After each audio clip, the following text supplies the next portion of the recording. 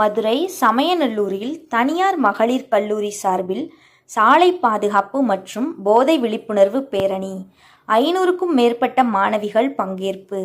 மதுரை மாவட்டம் சமயநல்லூர் பகுதியில் மங்கையர்க்கரசி மகளிர் கலை மற்றும் அறிவியல் கல்லூரி சார்பில் மாபெரும் சாலை பாதுகாப்பு மற்றும் போதை விழிப்புணர்வு பேரணி நடைபெற்றது.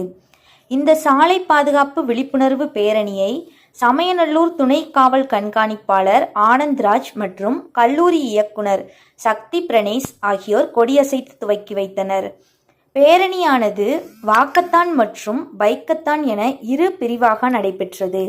இந்த விழிப்புணர்வு பேரணியில் 500க்கும் மேற்பட்ட கல்லூரி மாணவிகள் பெண்கள் பாதுகாப்பு, போதை விழிப்புணர்வு, சாலை பாதுகாப்பு குறித்த விழிப்புணர்வு பதாகைகளை ஏந்தியவாறு அதிவேகமாக வாகனத்தை இயக்காதீர், மது அருந்திவிட்டு வாகனம் ஓட்டாதீர்கள், தலைக்கவசம் உயிர்கவசம் என சாலை பாதுகாப்பு குறித்து கோஷங்கள் எழுப்பியவாறு சமயநல்லூர் காவல் நிலையத்திலிருந்து நடைப்பயணமாக பறவை பவர் ஹவுஸ் வரை சுமார் 2 கிலோமீட்டர் தூரம் பேரணியாக சென்றனர்.